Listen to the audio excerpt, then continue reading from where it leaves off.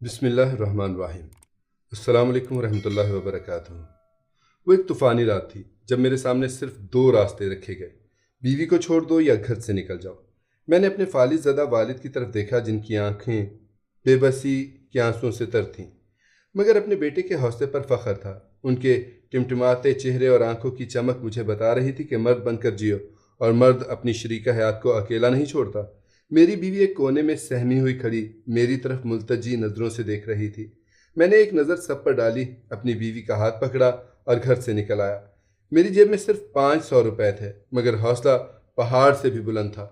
यह हौसला उस रात मुझ में कहाँ से आ गया नहीं जानता, मगर इतना जानता हूँ कि उस रात मैं दुनिया की हर ताकत से टकरा सकता था।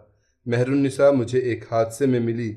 शादी की रात पहली बार उसे देखा। शादी क्या थी, जिरगे का एक फैसला था जो दो खानदानों के बीच दुश्मनी को सुलह में बदलने के लिए दिया गया था।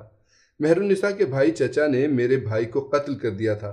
वो तो जेल चला गया, मगर दुश्मनी दोनों तरफ बन गई।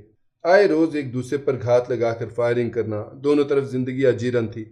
जिरगे ने दोनों खानदानों के बीच फैसला दिया कि कातिल के घर की लड़की मकतूल के घर के किसी लड़के से ब्याह दी जाए, और पूरा मेरे नाम निकला क्योंकि मैं सबसे छोटा था, 3rd ईयर का स्टूडेंट था।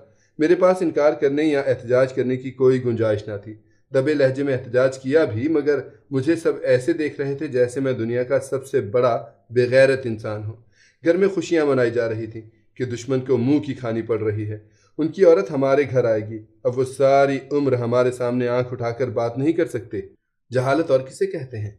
गैरत के नाम पर कत्ल करते हैं और सुलह के नाम पर औरतों को भेड़ बकरियों की तरह अना की भेंट चढ़ा देते हैं। निकाह हुआ और मुझे उसके कमरे में भेज दिया गया। सादा से लिबास में एक गठड़ी नुमा सी लड़की चारपाई पर खुद को चादर से पूरी तरह ढांप कर बैठी थी। अजीब सी कैफियत हो रही थी, जैसे ट्रांस में चल रहा हूँ। निकाह कैसे हुआ, मौलवी ने क्या कहा, मैंने क्या जवाब दिया, कुछ भी तो याद नहीं। दिल बुझा बुझा सा था। कोई खुशी, कोई उमंग, कोई जज्बा कुछ भी मौजूद नहीं था। अब बेड पर बैठी उस गठड़ी को देखकर मजीद वहशत हो रही थी। यह क्या, मेरे सर मुड़ दिया गया है। मैं एक तजस्सुस लिए उसके बेड पर एक कोने पर बैठ गया। मैंने गला खंखार कर पूछा, क्या नाम है तुम्हारा? और अचानक उसने चादर हटाकर मेरी तरफ देखा। उसके दोनों हाथ जुड़े हुए थे, चेहरा आंसुओं से पूरी तरह तर था। घिघियाए हुए लहजे में कुछ बोल रही थी। मुझे मत मारो, मैंने कुछ नहीं किया। बमुश्किल 16-17 साल की एक छुई मुई सी लाल सुर्ख अनार की तरह मासूम सी लड़की मेरे सामने बैठी रो रही थी। पता नहीं कितना रोई होगी, आवाज़ भी उसका साथ नहीं दे रही थी। मेरे दिल पर एक तीर सा लगा। दुख दर्द की एक लहर पूरे बदन में फैल गई। उसी वक्त अपने रस्म और रवाज से सख्त नफरत पैदा हो गई। मैं जो कभी फख्र करता था अपने ख़ानदान की जाहो हशमत पर, उससे घिन आने लगी। मेरे सामने कोई भेड़ बकरी नहीं, एक जीता जागता इंसान था। उसकी भी कोई ख्वाहिशात होंगी, जिंदगी से उसने भी बहुत कुछ मांगा होगा। ये क्या कि दुश्मनी की भेंट गाय बकरी की तरह भगवान के चरणों में बलि चढ़ा दी गई। वो पूरी तरह कांप रही थी, खौफ दहशत से। उसके होंठ बिल्कुल सफ़ेद हो रहे थे। मैं उठा, गिलास पानी का जो कि टेबल पर पड़ा था ला कर दिया, और वो एक ही सांस में चढ़ा गई। तुम क्यों ऐसा समझ रही हो कि मैं तुम्हें मारूंगा? क्या मैं तुम्हें ऐसा लगता हूँ? उसने सर को हल्का सा दाएं बाएं हिलाया, मगर बोली कुछ नहीं। बस डरी सहमी हुई हिरनी की तरह मेरी तरफ देख रही थी। वो जो रहम और हमदर्दी के जज्बात थे, अचानक प्यार में बदल गए। उस मासूम सी लड़की पर बहुत ज़्यादा प्यार आया। मैंने उसे कंबल ओढ़ाया और सुला दिया, मगर वो चुपचाप लेटी रही, सो नहीं रही थी। मुझे समझ नहीं आ रही थी कि कैसे उसका डर ख़त्म करूं। वो रात गुजर गई। सुबह मैं जल्दी उठकर बाहर चला गया, मगर मुझे मालूम था उस पर क्या गुजरेगी सारा दिन। मैं पहली बार सारा दिन बेकुल रहा। किसी चीज़ में दिल नहीं लग रहा था। रह रह कर उस मासूम सी लड़की का ख्याल आता था कि पता नहीं उस पर दिन भर क्या बीत रही होगी। बस रात का इंतज़ार था। सारा दिन मटर गश्त करके रात घर आया तो उसे किचन में बर्तन मांजते हुए पाया। मैं खामोशी से अपने कमरे में चला गया। रात वो आई तो उसे देखकर दिल महसूस कर रह गया। एक दिन में मुरझा चुकी थी। उस रात उससे बहुत बातें की, बहुत मासूम थी, बहुत तसल्लियाँ दी, बहुत समझाया। दिन भर का हाल पूछा तो रो पड़ी।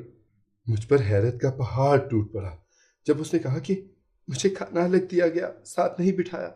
मैंने उसके दूसरे ही दिन अम्मी से बात की तो मुझे सबने ऐसे देखा जैसे मैं मरीख से आया हूँ। अम्मी ने कहा, जिसे तुम बीवी समझ रहे हो, ये तुम्हारी बीवी नहीं है, ये मेरे बेटे के कातिल की बेटी है। उससे हमदर्दी की ज़रूरत नहीं, کیا تمہارا خون سفید ہو گیا ہے؟ خبردار، جو آئندہ اس کی حمایت کی۔ دن اسی طرح گزرتے گئے۔ جب مہینے بعد امی اور بھائیوں کی طرف سے تکرار ہونے لگی کہ اسے طلاق دے کر فارغ کر دو، دشمن کے دل میں آخری کیل بھی پیوست کر دو، مگر میں نے انکار کر دیا۔ اور پھر وہ رات بھی آ گئی جب سارا گھرانہ ایک طرف کھڑا مجھے طلاق یا گھر چھوڑنے کا کہہ رہا تھا۔ میں نے گھر چھوڑ دیا۔ اتنی ہمت مجھ میں کہاں سے آئی یہ صرف میرا اللہ جانتا ہے۔ مگر جیسے ہی میں نے دہلیز پار کی، بارش تھم گئی، آسمان پر ستارے نظر آنے لگے، اور میں قدرت کا اشارہ سمجھ گیا کہ میں ہوں نا تمہارے ساتھ، ڈر کس بات کا۔ وہ چھوئی موئی سی لڑکی میرے ساتھ قدم سے قدم ملا کر اندھیری رات میں سنسان پگڈنڈیوں پر ایسے چل رہی تھی جیسے کچھ ہوا ہی نہیں۔ میرے دماغ میں جھکڑ چل رہے تھے، اور اسے دیکھا تو موصوفہ جگنو پکڑ پکڑ کر دوپٹے میں قید کر رہی تھی۔ مجھے بے اختیار ہنسی آ گئی، ساری تکلیف آنے والے اندیشے بھول گئے۔ میں نے کہا، پاگل، تمہیں پتہ ہے ہم کہاں جا رہے ہیں؟ وہ میری طرف بے فکری سے لہجے میں دیکھ کر کہنے لگی، مجھے کیا کرنا ہے معلوم کر کے؟ تم ہو نا میرے ساتھ۔ مجھے ڈر نہیں لگتا کسی سے بھی۔ 20 سال گزر گئے اس بات کو، لیکن ابھی تک ہم پیار اور محبت سے زندگی گزار رہے ہیں۔